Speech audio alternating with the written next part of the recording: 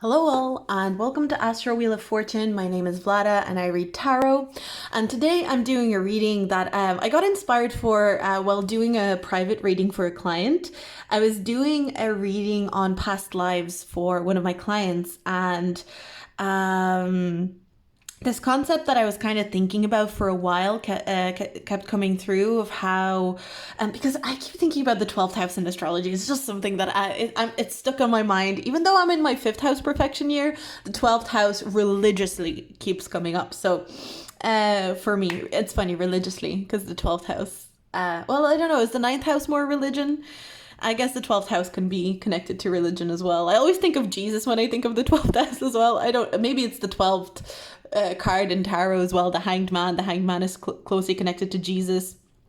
Anyway, this is not the video for that tangent. But anyway, so the topic that came through was, we were kind of looking into karma and working through karma and working through energies from past lives.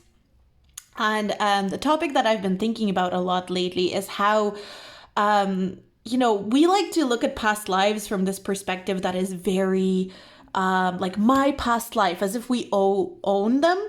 But I remember back in June, July, maybe July, August, maybe I got a download, or I did a channeling session by myself, and what came through was kind of like how we all share the past lives, but it's just that we will only, in our limited life that we are in, in this body or whatever, we're only able to tap into a few past lives, but it doesn't mean they're strictly our past lives. It's just the past life that we connect to the most in order to work through the energies. So in a way, two people can connect to the same past life or future life. Again, there was another thing that came through. It's like the idea of a past or a future life does not exist. It's just a database of lives that exists. So in a similar way, how you might tap into a past life. Again, I'm not saying this is gospel. This is just something that I channeled, and this is something that I'm kind of like connecting to a little more and more lately. There's a kind of like Akashic records. I guess I'm not that familiar with Akashic records or anything like that. I am not saying that I'm someone who knows everything about this at all. But there's this what came through is this idea, just the way that you can tap into a past life or a life that exists through time and space.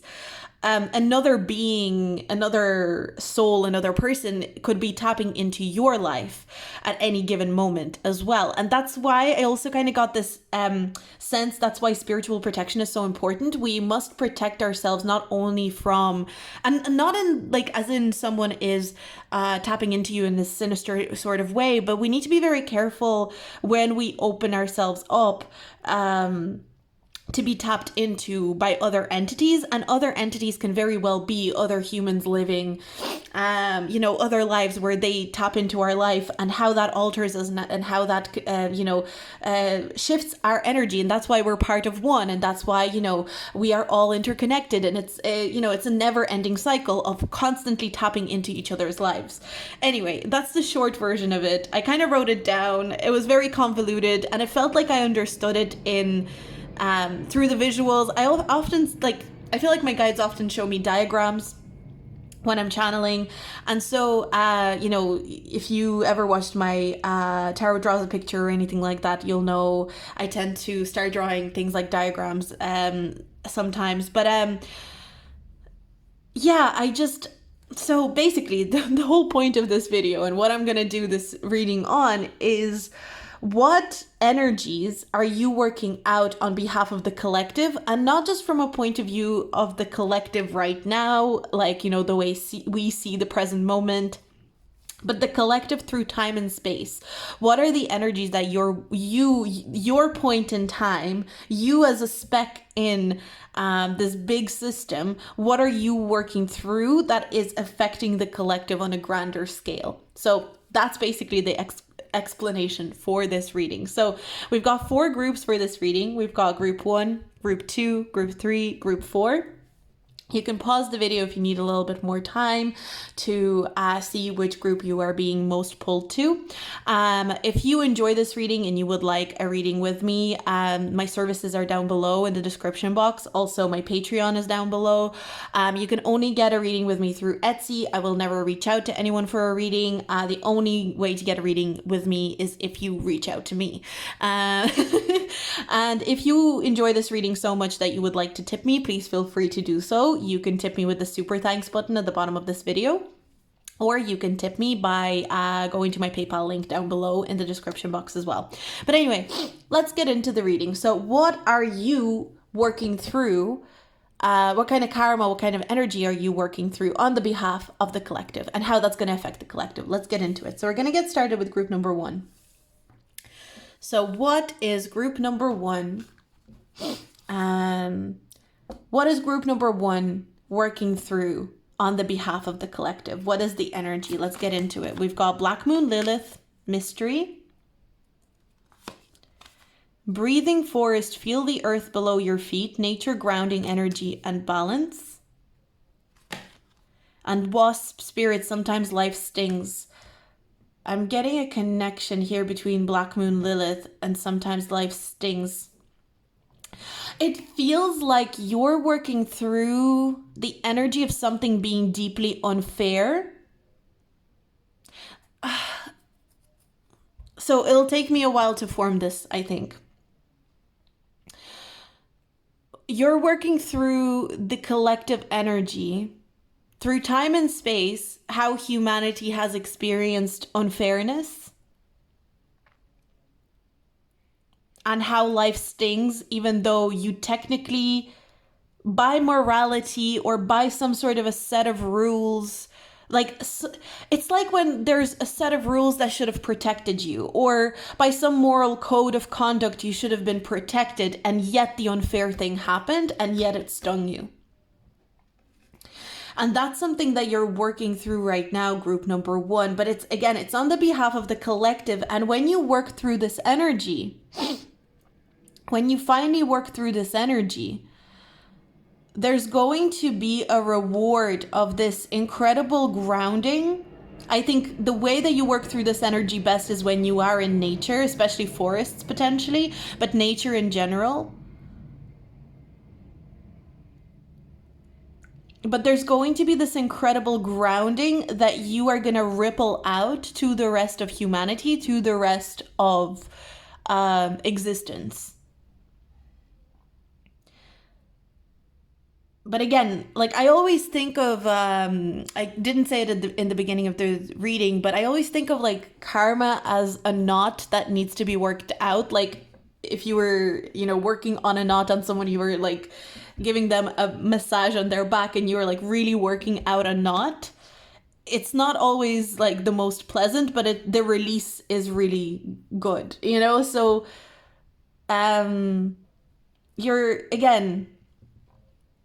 you're working through a knot of tension, a point of tension, of unfairness and something happening that is unfair, and life stinging you, even though, like, it kind of feels like something that should have been rightfully yours, something that should have been, like, okay, there's a past life that maybe they're showing me, or a life that you're connecting to that they're showing me. It kind of makes me feel of, there's a sense of the throne should have been rightfully mine, and it was taken from me. Even though I would have been a good ruler, everyone knew I would have made a good ruler. Everyone knew that I was the perfect candidate. So maybe there's something that you're working through. You would have been the perfect candidate for something. You would have been the perfect person for something, and yet it was taken away from you and it wasn't given to you. Now, that's the more simplistic side of it, but there could be an element where you should have had something. It's like you were the perfect human to have something tangible. It does feel like tangible. I should have had something tangible here. I would have been the perfect human to have something tangible, but yet it was not given to me, and it was given to someone who was maybe less worthy, less strong, because there is a sense of strength but it's a sense of strength that intimidates others. And sometimes when someone is too strong, you know, in inverted commas, when someone is too strong, people don't want to give them the power, even though maybe they would be the best person to wield that power, for a fear that you would become too powerful. And what you're dealing with right now is that maybe you were disempowered in your life a lot, especially on some tangible ground, from some sort of tangible perspective. Because your power was maybe you felt like your power was never recognized, but it is the opposite. Your power was always recognized, maybe a bit too much. And what you're learning, what's funny here is there's a cleverness that you're developing through you working through this energy. That sometimes there's something very overt about your power, something very overt. And for some of you, this could even involve like sexual power, but it doesn't have to. But there's something very overt about your power that you are learning to conceal, not in a way where you diminish yourself and you make yourself seem like measly and little and like a victim, but where you show up as empowered enough, but people don't quite know just how powerful you are. And there's going to be a skill that you're going to work out in this interesting journey, in this interesting way. There's going to be a skill that you're going to work out for yourself, where you're actually going to claim that throne, that metaphorical throne, that tangible throne for yourself through that technique, through that like the technique of showing up as empowered, but not showing all the power that you have. I feel like your soul, like the energy that has come through, actually, I want to do a reading on this as well, because again, me thinking about the 12th house, what I've started kind of believing is that our soul is basically manifested through the imagination of everyone that calls us into life. So our mother, our father, our family, maybe friends of the family. There's so many people that can imagine what we could be like when we are when we are in our mother's like pregnant belly. And I think the soul is the energy of the imagination of everyone that is involved. But at some point in our life, we take over with that imagination. We start imagining, and that's where our soul continues on. But it's like a mixture of things. So anyway, that's for another reading. But I feel like maybe with the way that you were imagined, your soul was imagined, was as something very powerful, as something that could almost rule the world, as something that could even be scary, something that could kind of like, I'm almost getting a bit of a killer vibe, like, but I'm not getting like a murderer, but it's like something that could destroy and kill the things that were a defect to the collective. And those defect things in life recognize that power that you hold. Like defect deleter is coming through for some reason. You're like a defect deleter, but you do it in a more violent way than is comfortable for people, and that can be very scary. And that's what would and maybe when your soul was coming down to the human experience, maybe it didn't anticipate that being someone so empowered in deleting defects would cause you to be overthrown by the people who perpetrate the defects.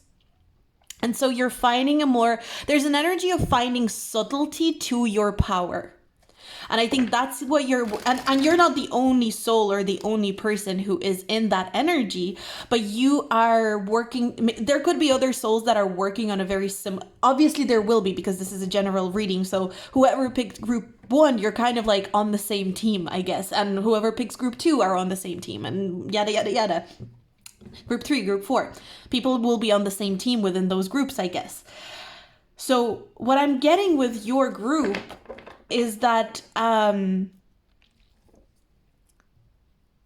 you are working through the energy of tempering your power, not deleting or not eliminating your power, not diminishing your power, but tempering it and knowing like where to engage it more and where to engage it less. For some reason, I'm getting the quote. I heard it. Was it Tupac that said it? It was, if you can't find something to live for, find something to die for. And I don't remember if it's wasps or bees, maybe both, that die when they sting. When they sting you, they die. Like that's, there's almost this, it's like, at least I'll sting you and I'll bring you pain even if I die. There's this, but anyway, that's what this is reminding me of. And this group, and I'm not saying in this literal way that you're going to find something to die for and you're going to die for it. But there is a sense of self-sacrifice that brings you peace in some way, even if it's not like rest in peace, literal death. There is a sense of, which I hope not, to be fair. That's not what I'm condoning here with this reading, but there's a sense of finding peace. And this is reminding me of 12th house. We've got 12 for this. It's also reminding me of the Hanged Man. The Hanged Man is sacrifice for a greater spiritual enlightenment as a goal.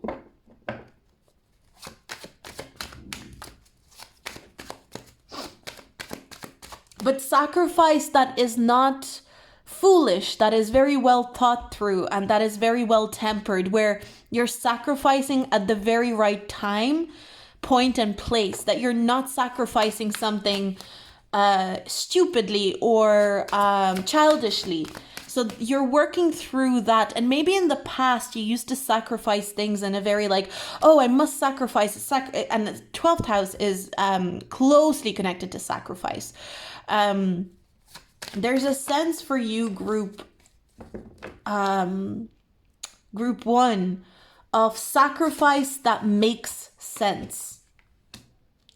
And especially tangible sacrifice. Maybe I just feel like in this lifetime you were meant to sacrifice, maybe lose things tangibly, material things, physical things.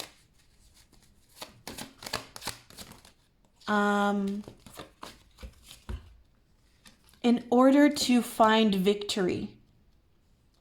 And I don't mean this is your forever kind of path. You're not supposed to lose things tangibly forever. In fact, I feel like there's victory around tangible things for you at some point in your life. But I feel like there's almost a sense of you losing things tangibly and losing power tangibly. Maybe in early times in your life.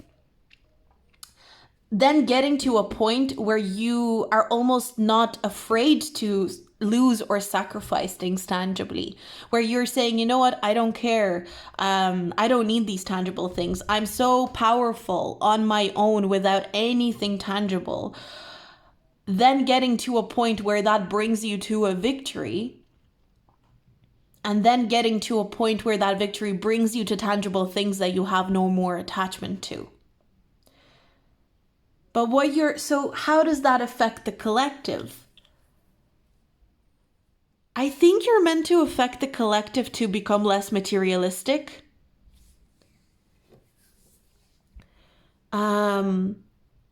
and to find power in pure intention and instinct. Almost finding, it's almost like there's a push and pull between energetic power and empowerment through tangible things and materialism. Both are valid and both exist, right?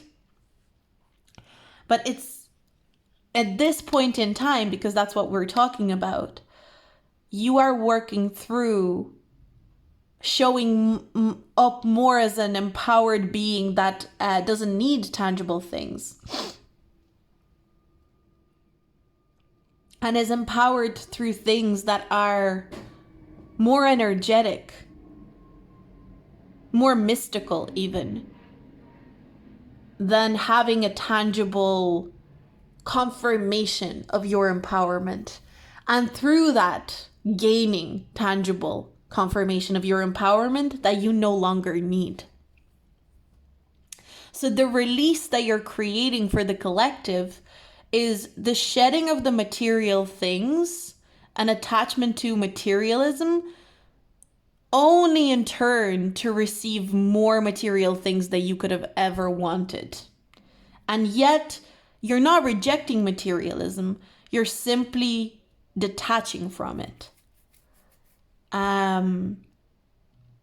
But I feel like it begins by rejecting materialism. It kind of feels like tangible things not being granted to you because of your power and people stripping you of material things to make sure that you don't feel powerful.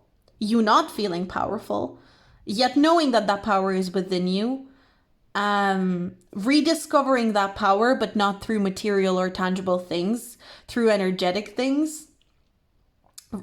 Discovering how life stings and how things are unfair, even though you deserve tangible things, you deserve to have resources. Maybe again, I deserved to be on that throne. I deserved to take that throne, and yet it was not given to me. And yet I may have felt that it was not given to me because I was not worthy, but no, it was not given to me because I projected such intense, palpable power that I didn't know how to temper. It's like when someone is so powerful in their energy, it's bubbling up under their surface. Like, have you ever met someone and you were like, wow, this person's just, their skin is coursing with power? That's intimidating to people, and some people can handle it and some people can't. And so some people, when they feel that bubbling energy of under your skin around your aura, they will try to strip you of tangible things. They will try to strip you of even, praise or recognition, or hide you in some sort of way, but they can't do it forever.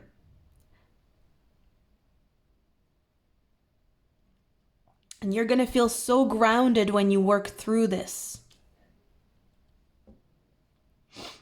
This kind of feels like maybe you had parents who, like, you came through, and it's so funny because I do think this is another funny part of like karma, or again, I'm not an expert or anything like that, but the way that I've been thinking about it, again, if your parents call you in with their imagination and, family members or whoever, there's so many people that call you in energetically into this life, and they called in you exactly as you are when you come in and you're a baby and you're a child and you start showing up as this energy, and they get triggered by it, but they don't realize, because that's the thing about our imagination. The subconscious is so involved. Yes, we can imagine things consciously, but there will always be an effect on our imagination through our subconscious. There will be subtle feelings and hints of what we are longing for, even though our conscious mind thinks that it doesn't want. Even though our ego might think that it may not want it, our subconscious will still have an influence on it. And so when you were called in as this powerful being, and this kind of makes me think of like Lilith, the story of Lilith, how she was banished because she was so powerful. But in a way, if God created her, and God created her as an equal to Adam, and yet he was intimidated by her, he called her in to be exactly as she was. It's just that once he called her in and saw what he called in, he got scared by what he was desiring to exist, I suppose. You know? So there's a power to you that your creators, which is like your parents, your community, there's this feeling of that maybe you had parents or family members or early educators potentially who wanted you exactly as you were, but could not handle how powerful they were searching for a level of power that they didn't realize they could handle. And that's the thing with manifesting things, I guess, right? When we manifest something, sometimes we don't realize what we'll have to deal with and what we will have to do and understand and heal once that thing comes into fruition. Because we're expecting the conscious aspect of what's going to come through. We're expecting, oh, this conscious thing that I've imagined. And yet there is a mirroring effect that's happening with our subconscious that is having an effect. And that's where the two of them come in, half and half, but we're only expecting the conscious thing. That's why they say be careful what you wish for. Or like accept that what you wish for is never actually going to manifest. What you wish has two sides to it. The conscious and the subconscious. And you represent, because the Black Moon Lilith energy is really about the shadow. A lot of the people that called you in, your carers, guardians, whatever you want to call it, siblings potentially, maybe even for some of you, because siblings can be in that process as well, right? When they manifested you, when they called you in, they didn't expect what the shadow was going to be. And you showed them some shadowy shit that was also very powerful. You showed them how they were not powerful, is basically. And it's in a way because they want, I think a lot of the people who called you into this life, a lot of, I don't know, souls, energies, whatever called you into the human experience, wanted to be more powerful. And how do you become more powerful? You need to be shown all the places in where you're disempowered. All the places in which you are weak. And that's what you are, and that's what you're working through. And that is kind of like what's rolling over. You show people where they're weak. And you're moderating that within yourself as you work through life. And you're doing that on behalf of the collective with all the other people that are in this group. There's a sense of teamwork around that, of we are moderating ourselves in how we show others where they're not powerful. Because when we show people, hey, this is where you're not powerful, that is so intimidating and scary to the collective, but the collective needs you at the same time. That's what it is. You're showing the collective where it's not powerful, where it's weak. But through you being exceptionally powerful, not in you being weak. You're not weak. You're powerful. Of course, you have weaknesses. And your weaknesses, and in a way, if you're showing the collective where the collective is not powerful, that's mirroring through that a lot of your shadow work in this lifetime is really zoning in on places where you are weak. Where you are a weak little human in a way. And again, we're all weak little humans in a way, but that could be a big part of what you are. And through addressing your own weak spots, like where you don't have that power, where you're not empowered enough, you are addressing the collective. You're moderating yourself, first of all, in terms of your power, raw power. There's probably very raw sexual energy to you, group one. There's something around that as well. And maybe your sexual empowerment is something that is a big energy. Maybe the people that called you into this lifetime were disempowered sexually even, and that is something that they longed to see. They longed to, and again, it's like they longed to see through your energy, but they just didn't know. Again, it's like the subconscious is such a tricky thing for us, right? So, but it's really about power. And people say money is power, sex is power, time is power, I guess. And maybe that's the energies that you get into. But you are looking to temper it out, ration it out.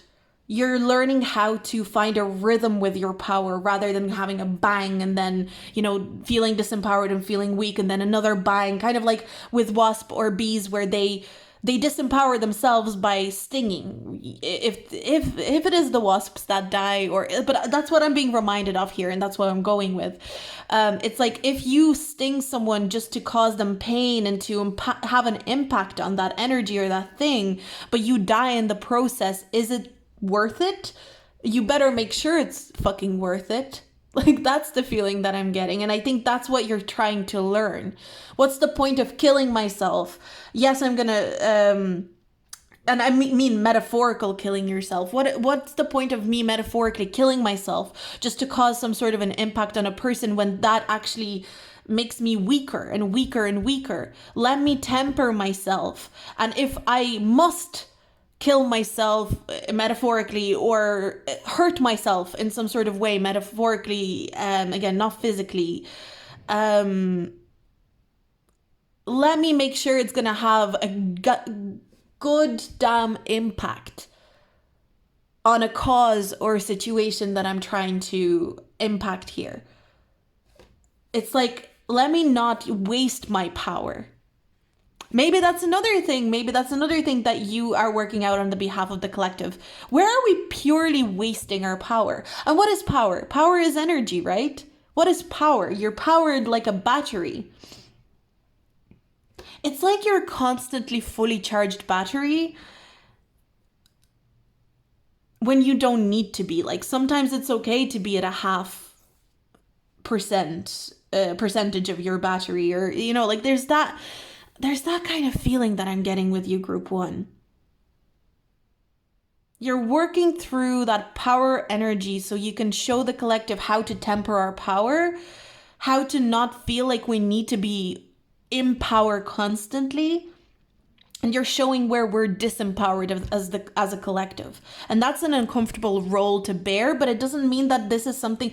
Make sure that you remember this is for this period in time. You're not going to be working through this karma forever. It's kind of your choice, I guess. It's kind of how soon are you going to work through this and temper yourself. But at the end of the day, what is the reward? The reward is feeling seen, and it's being grounded and feeling calm and at peace. Peace is the ultimate result of this for you.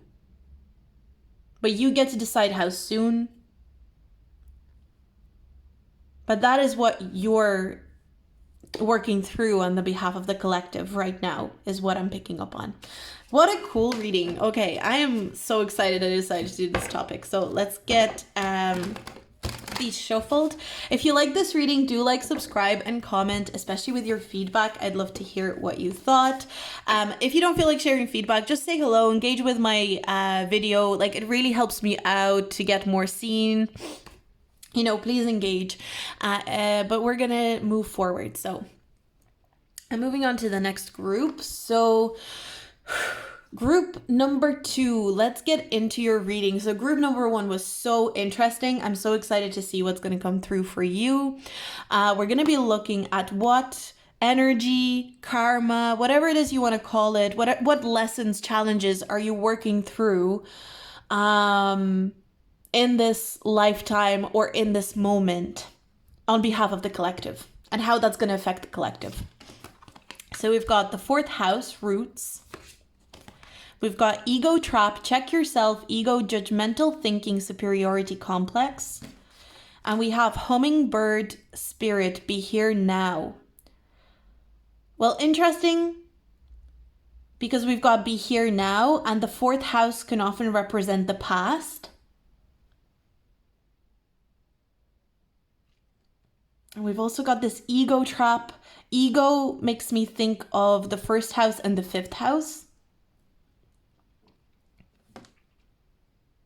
So you're definitely working through something to do with pulling yourself out of using the past as the tool to be more present rather than get stuck in your mind.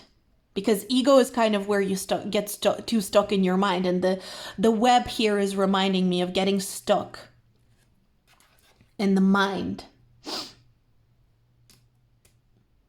So something that you're working through in this lifetime or in this current moment as a soul, as a human being, is the effect of the past on the present moment and how to utilize the past and our roots and our ancestors. I think you're someone who works with ancestors a lot, or that is something that would really work well for you. If you worked with your ancestors, if you connect to your ancestors, the more you connect to your ancestors in this group specifically, I think your ancestors help you with whatever this challenge, this karma is.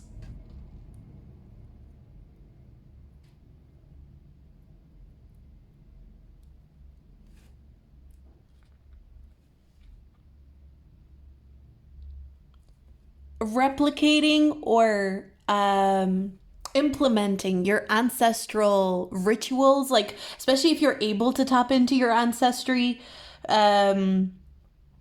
is really, really beneficial to you on like a karmic sense, or in terms of you working through this karma that affects the collective.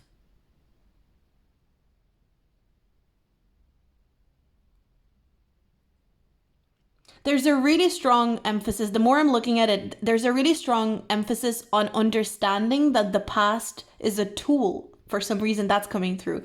The past is a tool. It is not something to live in. It is not something to continuously experience. It's something to connect to as a tool for the present. And only that. From your perspective, at least, from your ancestors' perspective, at least.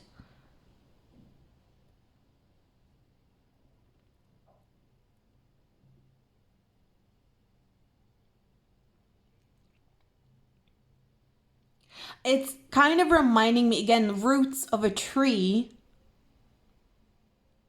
The roots ground and stabilize. So for you, what you're working, the kind of karma or challenges that you're working through on the behalf of the collective is stabilizing through the past rather than the past like creating this unstable energy. So I think you're someone who maybe in the past, ironically enough, in the past you could have become too obsessed with the past. You could have been someone who got stuck in the past a lot, and you've had to teach yourself on how to use past events more as guiding points, rather for guiding points for what you're observing in the present, rather than the definitive energy of what the present is. It's like, again, living in the past and almost using the present moment more as an add-on to the past, but you are shifting into using the past as an add-on tool to the present moment.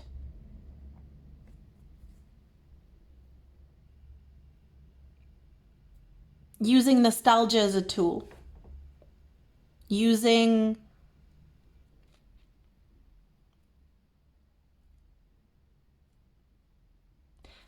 I think you're someone who could also benefit from journaling or keeping a diary, even more so with like keeping a diary of things could actually really, really be beneficial for your, like if you are wanting to work through this quicker, that is coming through as really, really important. But there's also something about judging the past that's coming through. And judging the present moment by the past rather than judging the present moment first and then referring to the past as a tool. So what you're doing on the behalf of the collective is you're learning to judge or observe the present moment first, and then go back to the past to add onto the present moment. Rather than beginning by observing obsessively the past and then kind of picking little tiny details of the present moment and throwing it onto the past and finding this distorted image.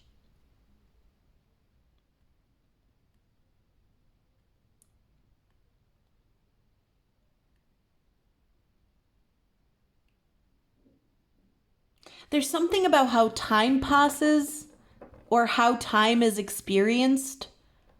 I feel like the way you experience time in this lifetime will change many times. Whoever picked this group, this almost feels like a group of people who experience time. Like majority of other people who won't pick this group, for example, will never experience time the way that you will, group 2. Because you will experience time in so many very different ways throughout your life. It's like in your early childhood, you might experience time one way. In your later childhood, you might experience time in a completely different way. And it's almost like you won't even be able to explain to any of us, the rest of us, how time is experienced. How many different ways time can be experienced. But you can send that energy to the collective when you work through that though. But there's almost something you're almost supposed to attempt to explain it though. And I don't mean that you're supposed to explain it like, here's how I've experienced time. It's more like maybe through some sort of creative endeavor, or maybe through an experiment. Or maybe some of you are meant to invent something that explains how you experience time, so that the collective can experience even a fraction of how you experience time. This feels so complicated. This is the thing. I felt like it was kind of hard to explain group 1. It's kind of hard to explain your group as well, but there's a reason these things are complex, right? This group feels like time travelers in some sort of way. But you begin life by traveling in time in a very wrong way. And I almost feel bad saying wrong because, right or wrong, blah, blah, blah. But in I would say maybe toxic way or unhealthy way. You begin life by time. Did you feel like a time traveler as a child? Did you feel like you could skip time? You know what? This reminds me of my sister. My sister used to have this fast thing that she used to just call it the fast thing, where everything starts going fast. And, it could be dissociation as well. But like, as a child, maybe you felt like you could just skip time. Because I'm getting with the hummingbird, the fast thing is coming through. And you know what? It was so funny because she always described it to me when she was little. And I could never understand it. And my mom had it as well. She used to say, I used to have this as well. And I remember when I was an adult and I started doing like more spiritual stuff. I remember one time I was waking up from a nap and I had this like experience of this fast thing. It was like really fast. Things were moving really fast. It felt like time wasn't real, like nothing was real. And it kind of felt like I was awake and I was not awake at the same time. And it was like, but it wasn't, the way she described it was scary, but to me as an adult, it wasn't scary. So like, but that could be a difference of being a child and being an adult. I don't know, maybe it wasn't exactly the same thing. But it felt like time, like it wasn't even time. I can't even explain it. But I remember I sent her a text message and I was like, oh my God, I think I just experienced what you've always tried to explain to me, but not on purpose. It was me waking up from a nap. And this is kind of reminding me of that thing. Like, because we used to talk about this. And I remember when I was a kid, I didn't have the fast thing, but I had a thing where things felt huge and tiny at the same time. And I heard a lot of people had those experiences as well. And I still get them sometimes as an adult, but it's like very minuscule. It happens for a second or something like that, where something feels huge and tiny at the same time. And it's kind of like I'm being reminded of that here. So it's like, that is, I guess, a different, more perception of scale or perception. And that used to kind of make me, because I remember my sister said the fasting made her nauseous, and I remember perceiving things as big and tiny at the same time. That kind of made me feel not super nauseous, but like there was a hint of that. And so, but this reminds me of that idea of like the fasting. And if you had it, you will know what it is. Like you will immediately know what I'm talking about if you've had it as a child. And I remember like my sister would get so scared when she had it, and it was she said she would see shapes and things moving through space, and it was very hard to describe, but my mom understood it because she had it as a child as well. And the hummingbird is like this time traveling energy, and the hummingbird with the fast paced wings, it's reminding me of that fast thing.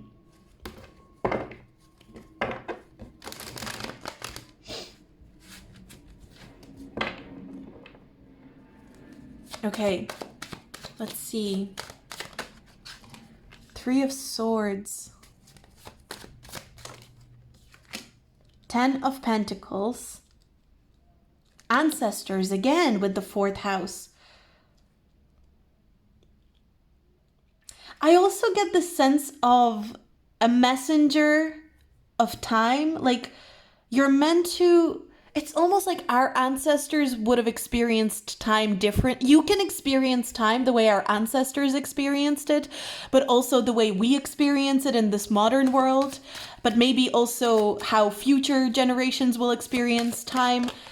It's like the way you experience time transcends generations. So there's something about generations. I keep hearing generations are bullshit. So you're kind of a merger between generations as well. Again, that time traveling energy that's coming through. You're someone who surpasses generations. It kind of feels like, you're someone who can connect to boomers, but you can also connect to Gen X's, and you can connect to millennials, and you connect to Gen Z. What's the next one? Gen Alpha. You will always be able to connect to... You don't see the illusion, the divide of generations is what I'm picking up on. You see how every generation is, in a way, identical even through its differences. I just feel like some of you are meant to create something that shows, and maybe it's an experiment, maybe it's an invention, maybe it's a piece of media, maybe it's something how that highlights how every generation is painfully the same, and yet we want to perceive ourselves as different through generations and through time. There's something in you working through this, your perception of time. I think you're someone maybe who thinks about generational differences a lot. And through your perception of generational differences is where you... And again, that's maybe where you need to think about the past a lot. You need to think about the future a lot. But I'm more so getting from the past, like looking at the past. But looking at the past from the perspective of the now. And being present in the now. But I feel like there's something in you, again, could be a creative project, an invention, an experiment of some kind that you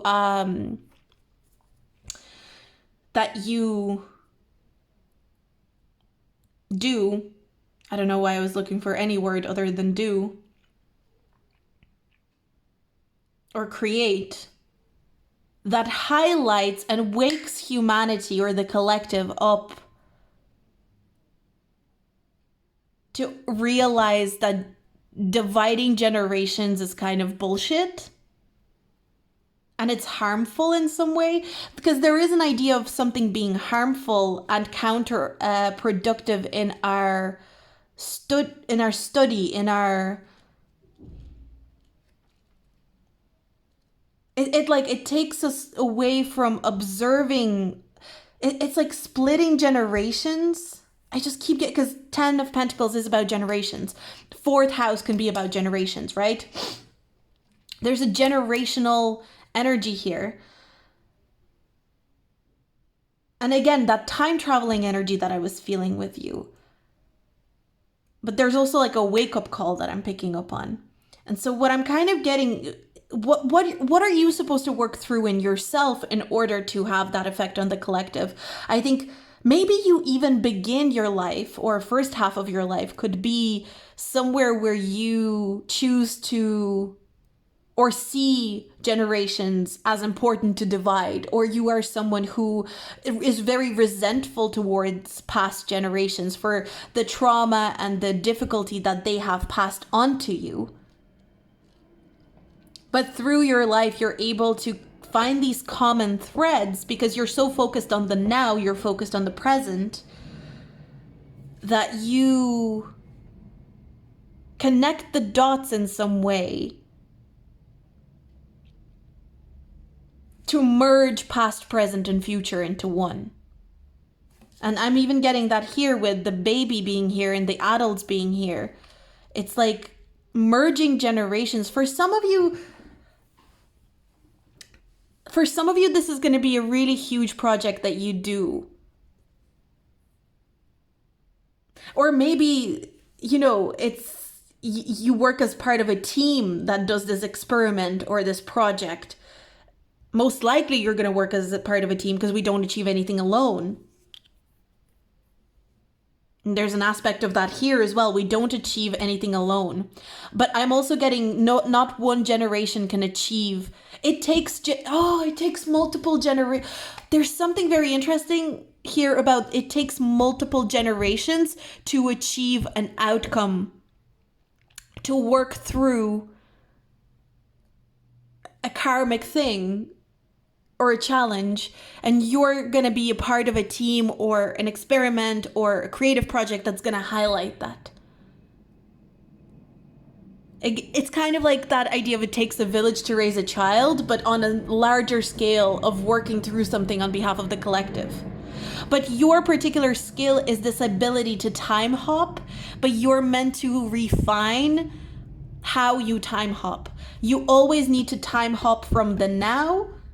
It's like you can't time travel before you observe your present moment intensely and precisely. You can't go right into the past before you observed your present moment.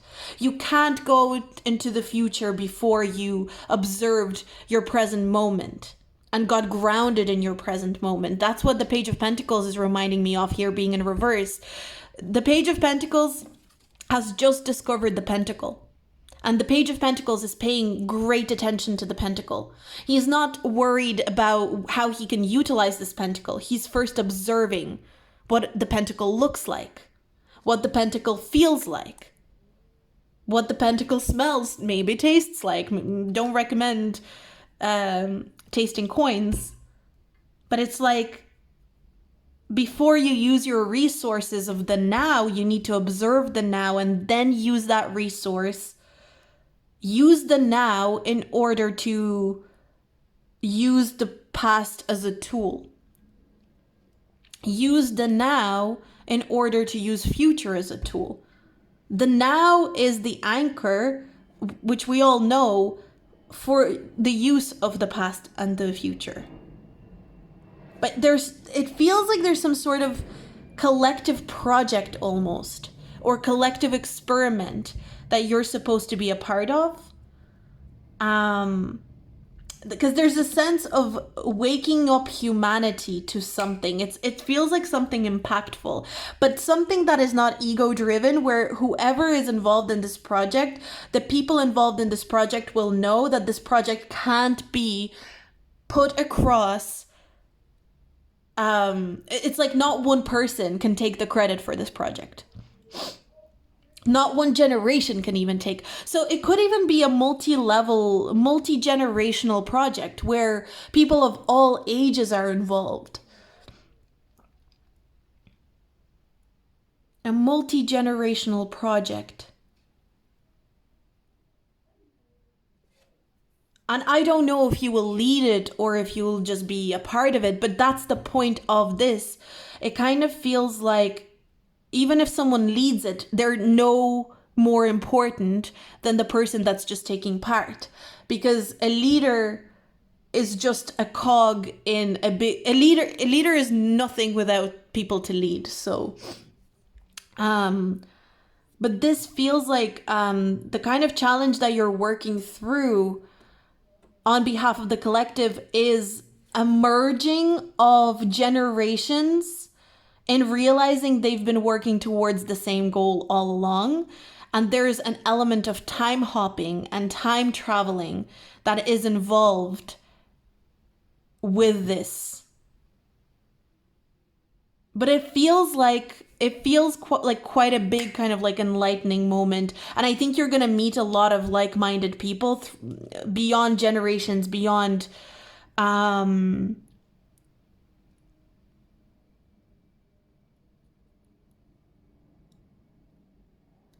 beyond generations, beyond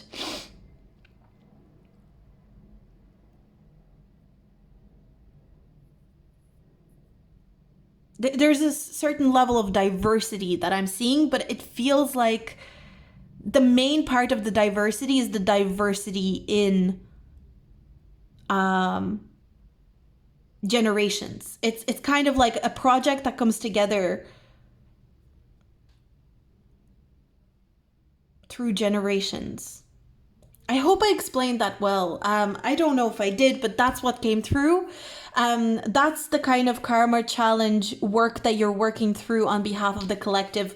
And with you, it feels like there's a really large group of people that are doing that. So, but this feels collaborative, it feels multi-generational, and it feels there's something kind of like time traveling aspect to it that is really, really important. And I feel like the way that this is going to affect the collective is that the collective is going to it's almost like it eliminates generations, or eliminates our perspective on generations as we know them right now. So these readings have been so interesting. I'm really enjoying doing them. So if you like that reading, do like, subscribe, and comment, especially with your feedback. But if you just want to say hello and engage with my content so more people can discover it, I would really appreciate it. But I'm going to move forward. So we're moving on to group number 3.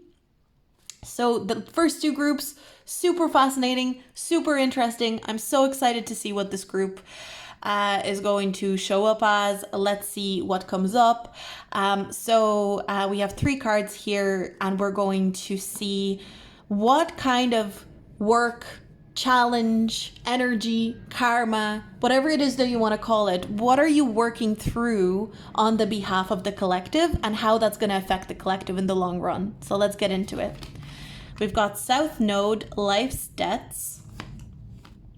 Neon City, the lights are blinding, disillusionment, deception, and secrets. And Crow Spirit, co-create with Spirit.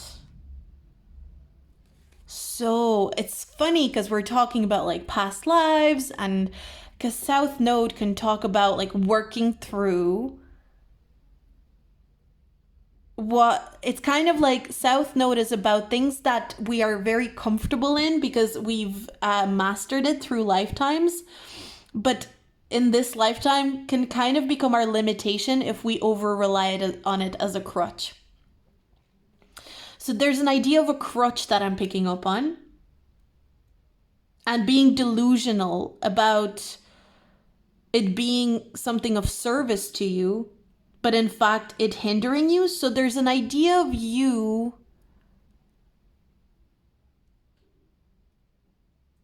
so it feels like, okay, when we use something that we think is helping us, but in fact it's hindering us.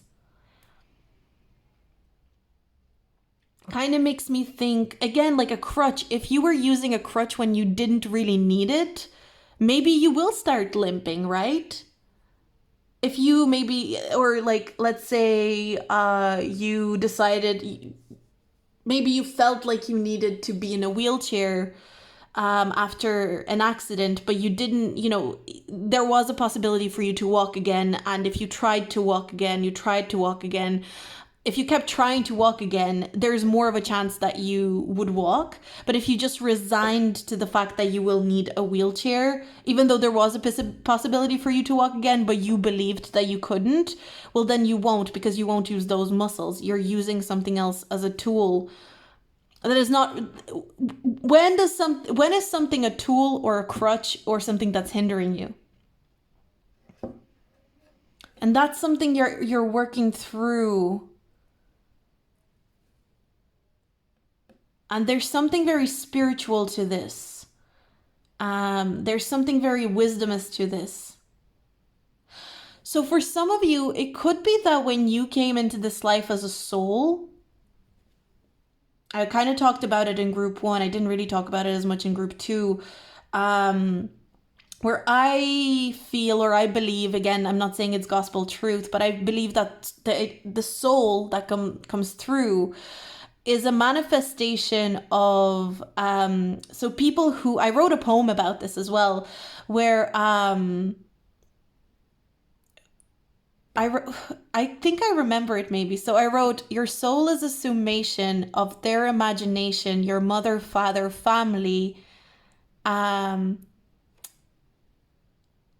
don't remember. Maybe it says brought in with their perception.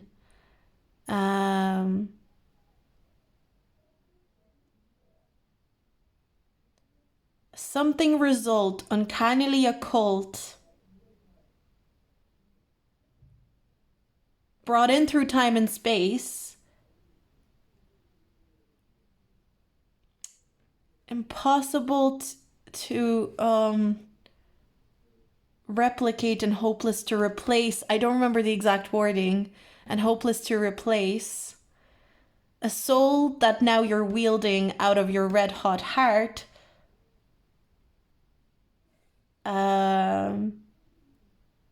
Something, a vision, a total work of art. I don't remember my own poem. Doesn't matter. But the idea of that poem was basically kind of like how our family, our community can bring us in with their imagination. But as I said in group 1, when we imagine something consciously, but we also don't realize that there's an underbelly of subconscious that affects what we have imagined, and we manifest something that can never be exactly as what we imagined. There will be elements of what we imagined, but there will be also shadowy underbelly things that we will imagine also. And there's a sense that maybe when you were being imagined or called into, when you were imagined or called into the reality, the human physical reality, some people were calling you in as a crutch for them. Calling you in as something that they could use to make themselves feel better. They were maybe delusional in a sense that you were going to be something that saves them. Something that makes them feel better, something that brings them, finally brings them some sort of satisfaction, brings them something that they've been searching for so long. This reminds me of Neptune in first house. I feel like a lot of people with Neptune in first house go through this unfortunate thing where people expect them to be like their saving grace. There's this projection that happens. I'm getting a lot of projection onto you, and that is the kind of challenge that you're working through. You're working on being someone who people project onto.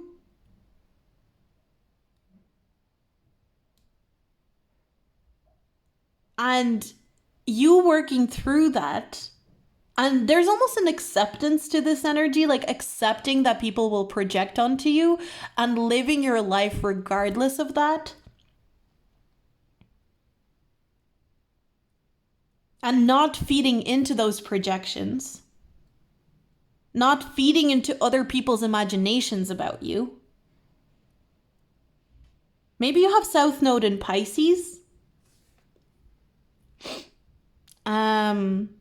But not feeding into other people's projections of you and living your life Because that's maybe where maybe in your childhood you felt like you had to live up to the projections that your parents or people around you had of you, or you had to maybe disprove the projections that people had of you. But now I feel like you're getting into a point where you're no longer trying to confirm nor deny other people's projections of you.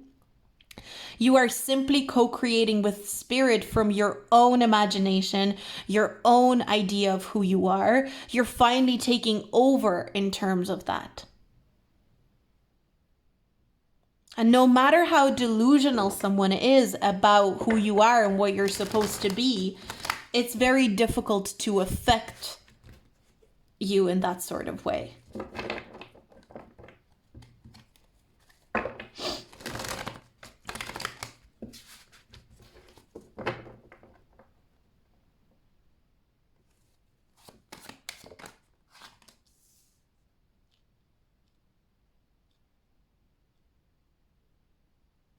Eight of Cups in reverse. The Hanged Man. I knew I was feeling Pisces energy here. And Neptune energy.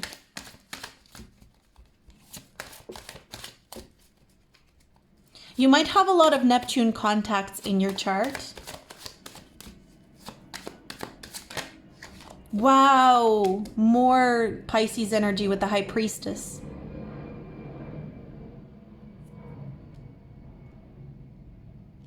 There's something very deeply spiritual about you. There's something very open about you. Like you're some sort of, I think you're someone who channels very well. Maybe you're someone who is an excellent channeler.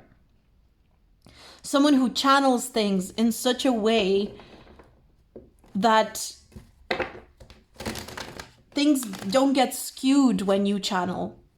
You could be someone who like works with divination, and maybe you are a medium or something like that. Even if you're not, you channel things with such precision. Have you ever heard a crow replicate a human voice? It can sometimes sound so uncanny. There's something very uncanny about you in how you can replicate energy. How you can channel the exact energy of something. I feel that maybe this might be very random. You might be really good at impressions or accents as well. Group 3.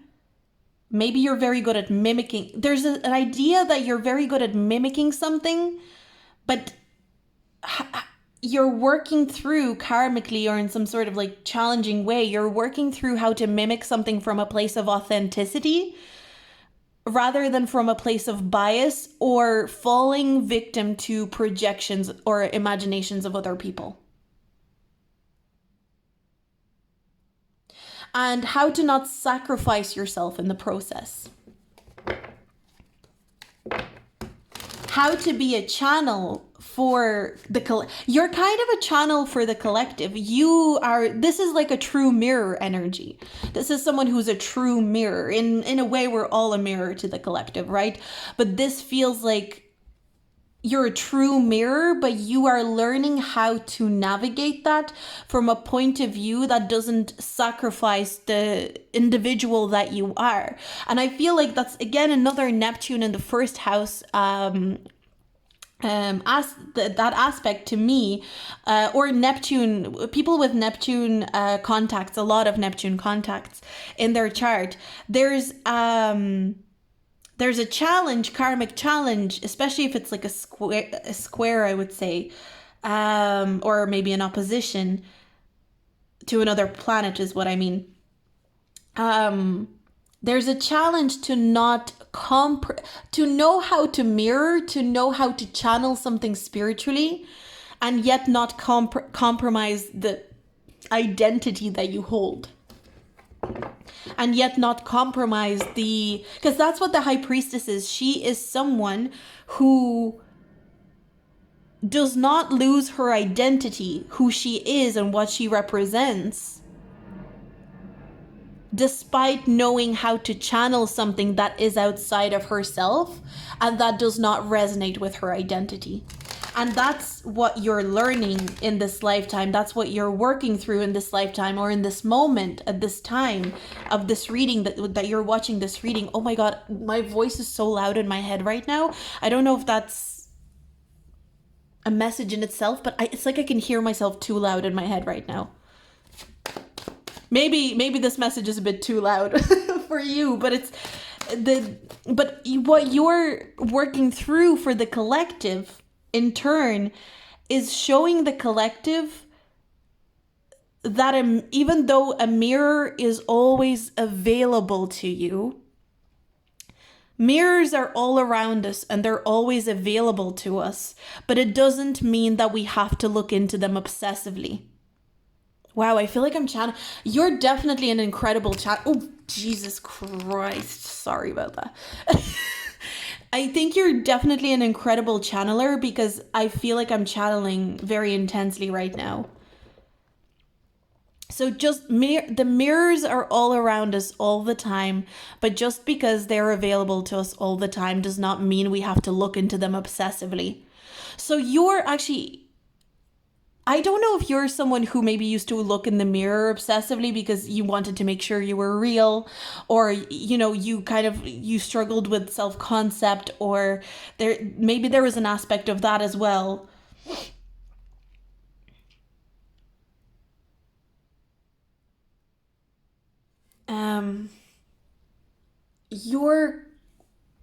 What are you working through on the behalf of the collective is that mirrors are a tool and we don't always have to look into them. There are times where we desperately need to look into a mirror to get ourselves in order, to check on ourselves, to make sure we're okay. But just because the mirrors are available to us at all times does not mean that we should constantly look into one. And also, mirrors can show us, you know, where we need to correct things or fix things, but they will always skew us. Just slightly skew us.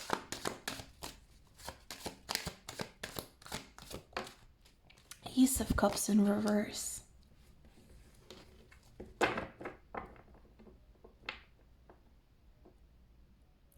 It kind of feels like maybe you're someone who kind of refers to yourself like, I'm a mirror to people. And I'm not saying that's a bad thing to say, but what I'm getting is that your lesson and the work that you're doing on yourself, maybe in this moment in time, in this lifetime, is to realize I can sometimes refuse to be a mirror to people and say, you know what, find another mirror. I'm not here to be a mirror for you.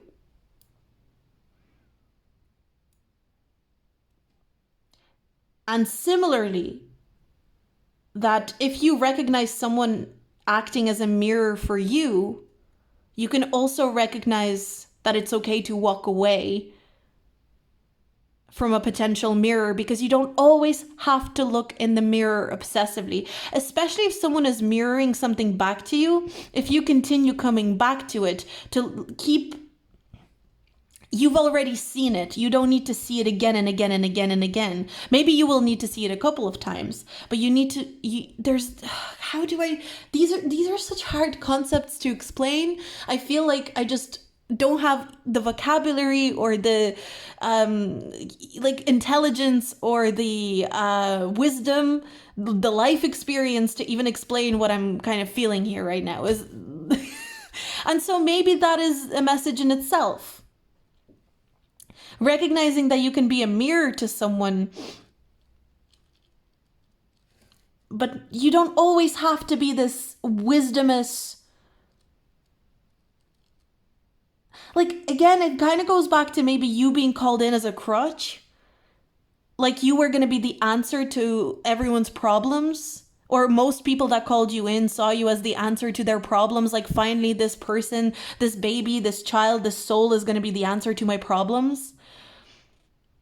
And refusing to be the answer to other people's problems through mirroring.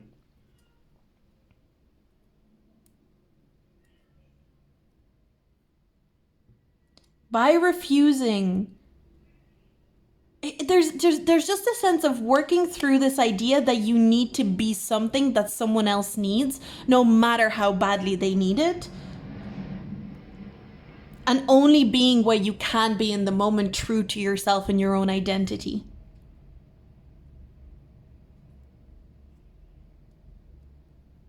But there's a lot of spiritual wisdom that comes through that, you working through that and sending that out to the collective.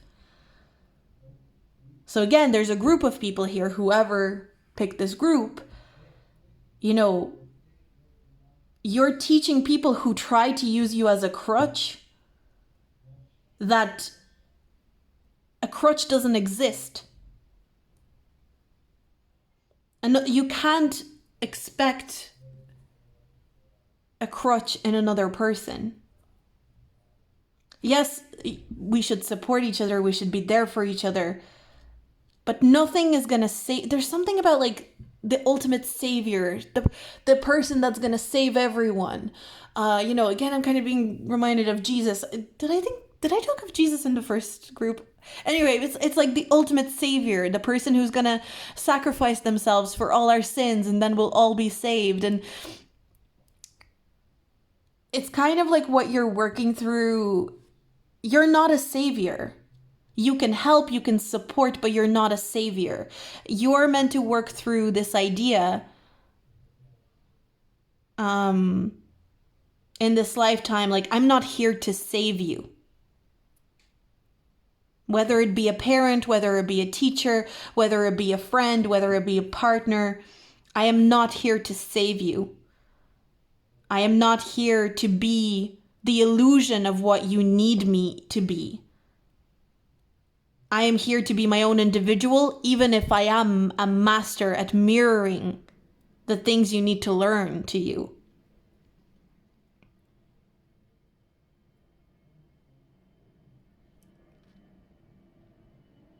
But I feel like you're meant to end up in this high priestess energy. This just really feels a group of people who are really excellent channelers, mediums, divination workers, spiritual workers, whatever you want to call it. Again, I don't want to like use these buzzwords.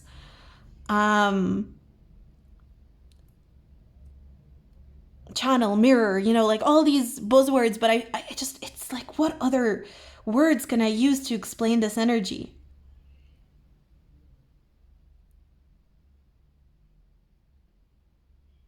I wonder if some of you are reflectors in human design.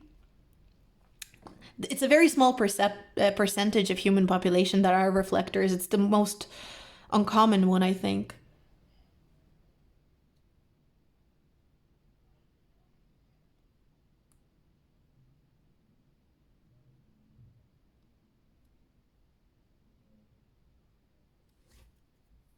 But you're meant to shatter a lot of illusions about yourself to yourself and to other people, and be very comfortable in doing that and feeling very independent in doing that.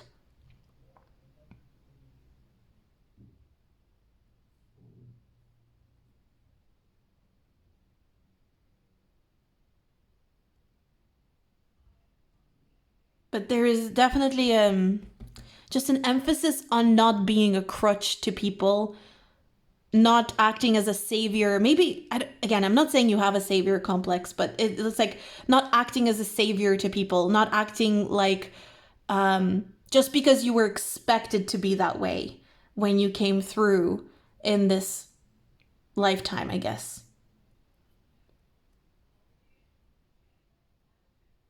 Saving people through not saving the collective through not saving the collective, through refusing the archetype of a savior. And I feel like with the Hanged Man and the High Priestess, you know, they're both connected to Pisces. And the Hanged Man and the Moon with the High Priestess. The Moon is also, so Cancer could also be connected to the High Priestess. But the Hanged Man is this energy of sacrificing yourself for spiritual enlightenment. And the High Priestess is more of an energy of understanding that spirituality can be gained in many different ways. There's not one way to be enlightened. There's not one way to connect to your spiritual being. And you will never know all the ways that it is possible to connect to spirituality, because it's ever evolving and mysterious. But there's almost this feeling, again, like maybe when you were called into this human life by your parents, family, whatever it is, people, community, when you were called into this lifetime, it's almost this feeling of you were called in as this crutch, this baby, this child, this person will help me. I don't know how they'll help me, but they'll help me somehow. Just somehow they'll help me. And so there wasn't a definitive energy that was assigned of like, they will be brave, they will be like this, they will be, it was like, they will help me, they will save us, they will save this family, this child will save this family, this child will save humanity, whatever. And your whole point is to actually break out of that and to say, I'm not your savior, I'm not saving anybody. And through that, saving the collective. So that's what I get for you, group 3. That is what you're working through on the collective basis. It's kind of like saving the collective by refusing to save the collective is basically what I'm getting. It's like refusing to be the savior, refusing to be, this Jesus type of character. And that kind of makes me think, it's like the whole story of Jesus being born and how, everyone was coming with gifts. It's like, this baby is a savior, this baby's gonna save us. But there's nobody ever talked about how Jesus is gonna save humanity or whatever. It was just this huge potential put on this baby, and this baby was used as a crutch by all these adults that were coming to it with gifts and following stars to go see the baby. So so that's kind of there's a vibe of that there for sure. But I wonder if that's like a metaphor in some, like, because the Bible is meant to be metaphors, right? So maybe it is like a metaphor of how we place these crutches or make the babies and children and kids and all, we look for saviors everywhere, and then we sacrifice them, and then we call them traitors. It's like, how dare you not save us? You were meant to save us. You were meant to be the ultimate savior, and you betrayed us. Well, anyway. Thank you for watching. If you like this reading, do like, subscribe, and comment. If you don't want to comment with your feedback, I'd love to hear your feedback, but if you don't want to, just say hello. Engage with my stuff, please. I would really appreciate it. It would really help me. And if you want to tip or get any other service by me, check out the description box, or you can tip through the super thanks button. But I'm going to move forward. Thank you for hanging out with me.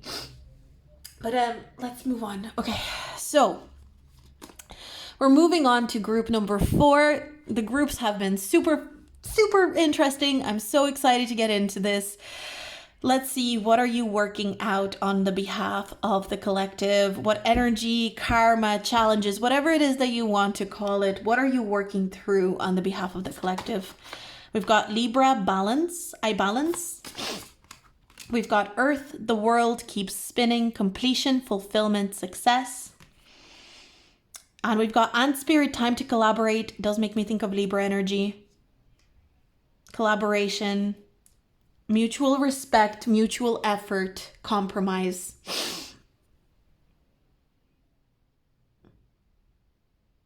Successful collaboration, the kind of collaboration that brings fulfillment and completion, a feeling of completion.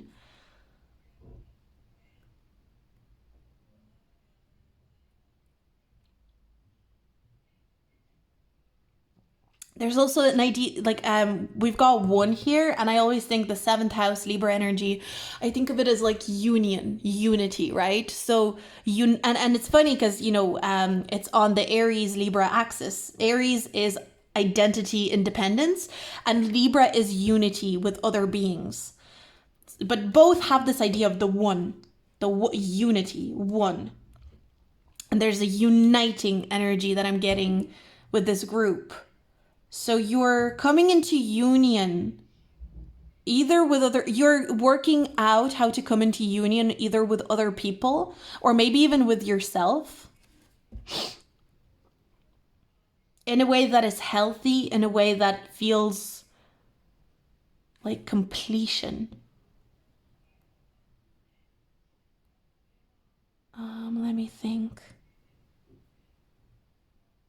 Maybe when you were being called into this human experience as a soul, you were being called in as some sort of a uniting factor, a glue. Some sort of a glue, some sort of a uniting factor.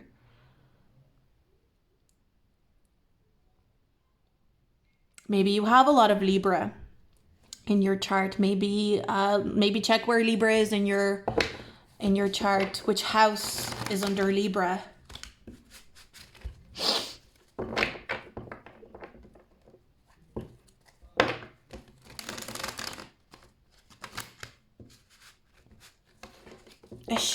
I'm kind of getting like a shared cause, a union, like world peace is coming through. That's big, group 4. What are you doing? What are you working on? Success, completion, collaboration.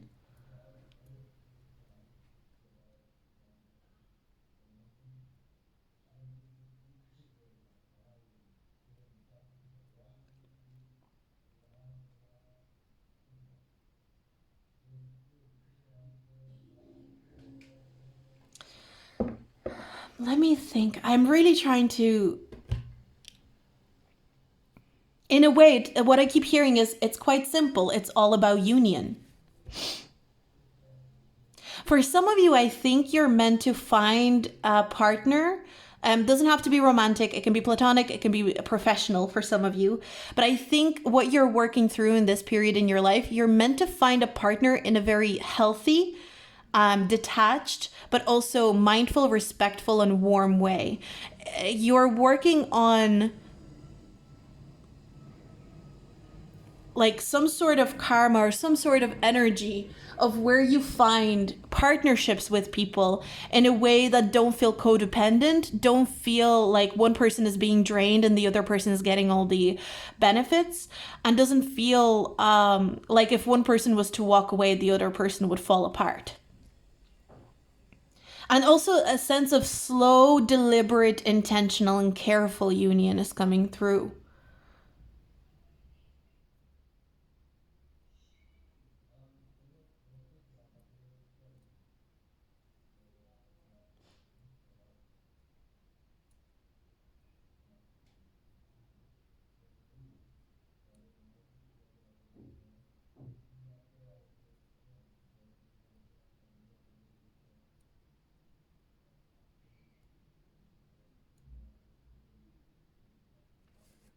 I keep being attracted to the puzzle pieces here.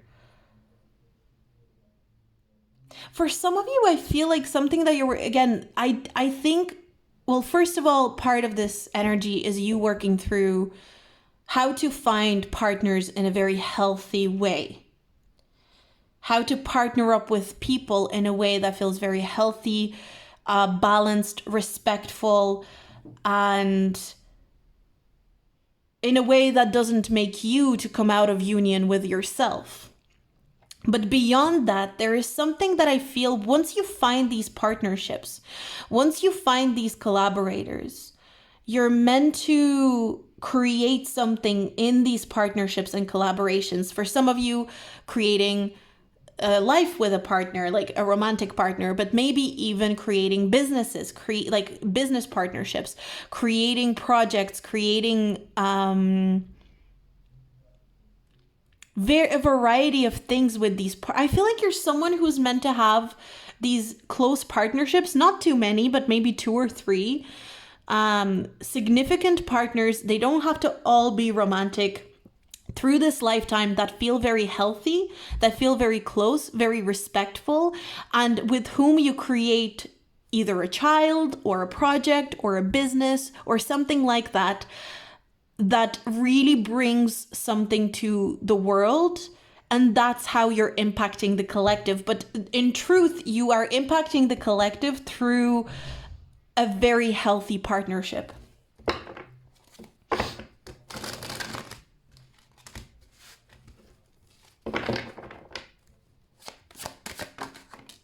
Queen of Swords, interesting. With some of you could have strong Libra in your chart.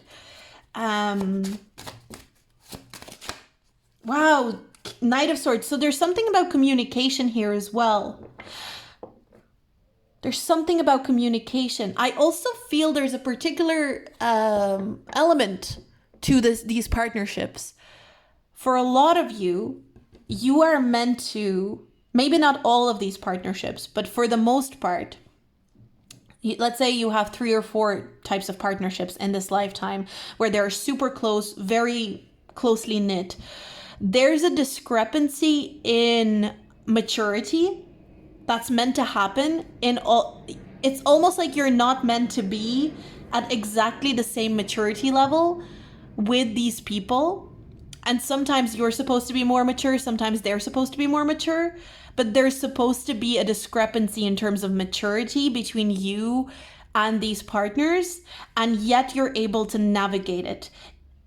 As in, if you're the less mature one, you're able to recognize that and you're able to pay the due respect to the one that is more mature. But the one that is more mature doesn't use that as like some sort of a egotistical, dismissive tool against you, I guess. And then vice versa. If you are the one that is more mature in the relationship, you don't use your maturity as this thing to hang over someone's head. You recognize that you need to still respect the less mature one, and the less mature one, again, also knows that you are more mature. There's almost an unspoken understanding of that, but I also feel communication is going to be very strong in these. There's a really strong aspect of communicating extremely effectively with these partners, and knowing that using communication as a tool can bring you really far in these partnerships if you can use it effectively. Wow, another card of communication. 8 of Wands. I guess the challenge you're working through right now is you're probably improving your communication on your own so that you can align yourself with people who are also excellent communicators, even if they are slightly less mature than you. Even if they are, or maybe they're slightly more mature than you, but you have good enough communication skills where you can communicate your insecurities around that maturity, around those energies. And we've got the Moon card.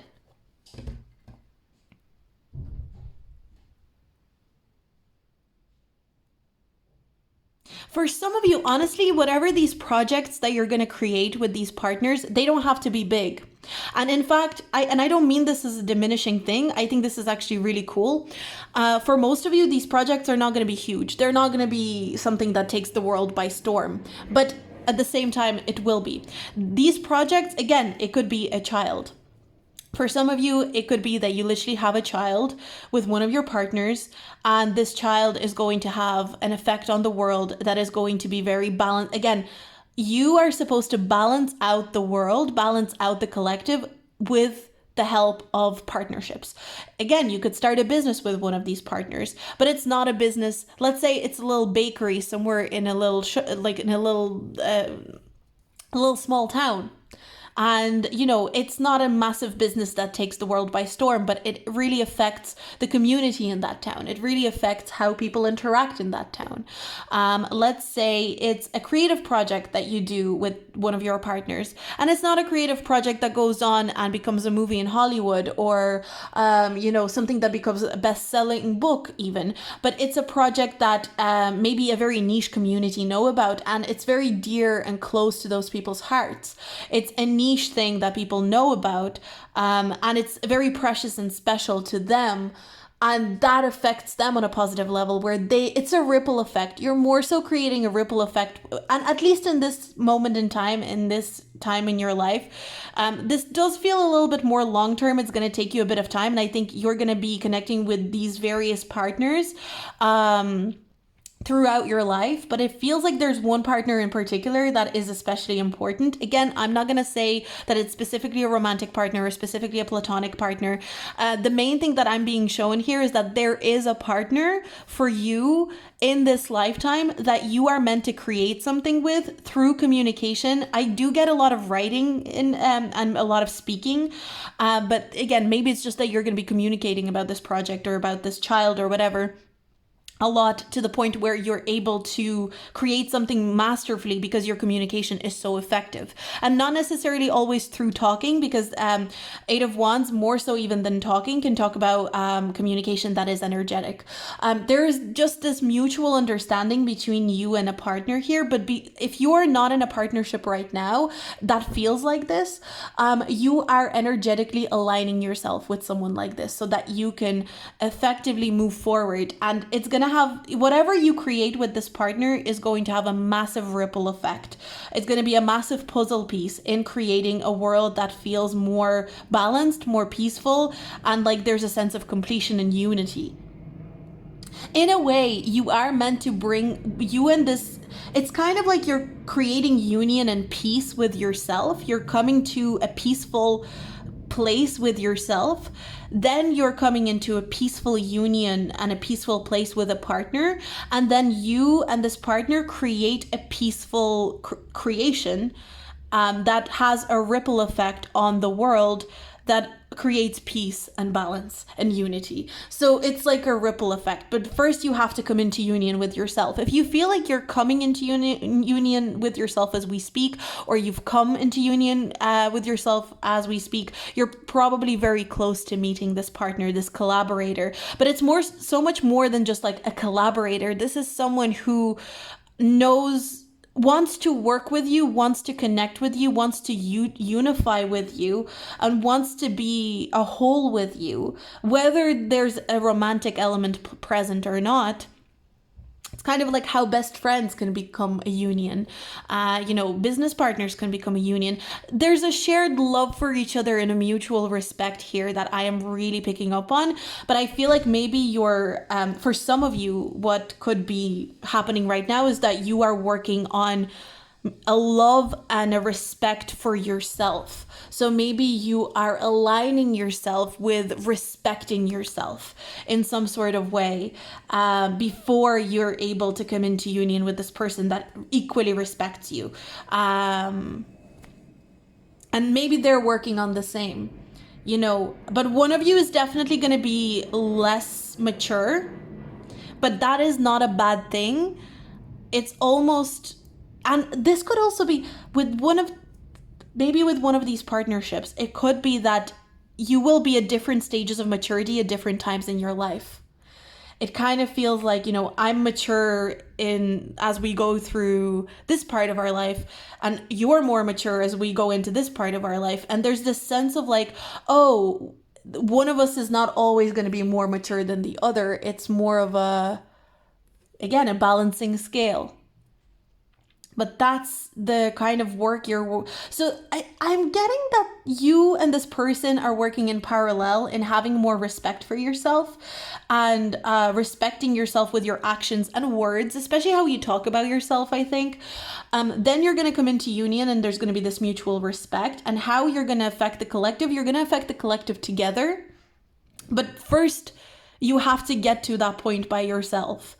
But on a grander scale, you're supposed to affect the collective together as a pair. I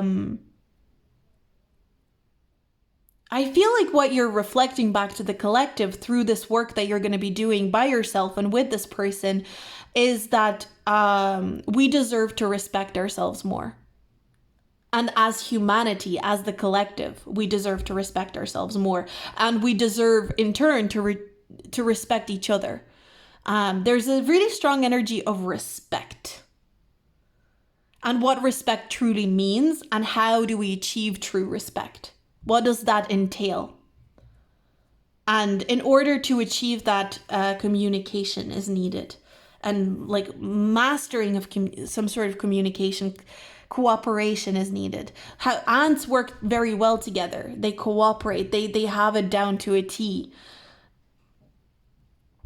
And that's the feeling that I'm getting, this sense of cooperation as a collective. But you're going to show, it's almost like the two of you, whoever you in this part, there's a main partner here for sure, but you will have multiple partners that you're going to get to like experience that kind of energy with. But I feel like there's an important partner here, who's going to be the main kind of like, you lead by example. And whether you lead by example to your children or to your community, whatever that is, it's going to be really inspiring to a lot of people. So that's what I'm seeing for you, group number 4. Very interesting reading again. All of these have been so different, so fascinating. I've loved doing these readings, so I'm so glad I chose this topic. Thank you so much for hanging out with me. If you like this reading, do like, subscribe, and comment, especially with your feedback. If you don't feel like leaving feedback, just at least say hello to me, engage with the video. And if you like this video enough to tip me, you can tip me with my PayPal link down below, or you can tip me with the super thanks button at the bottom of this video as well. But anyway, thank you for hanging out with me, and I'll see you in my next video. Bye!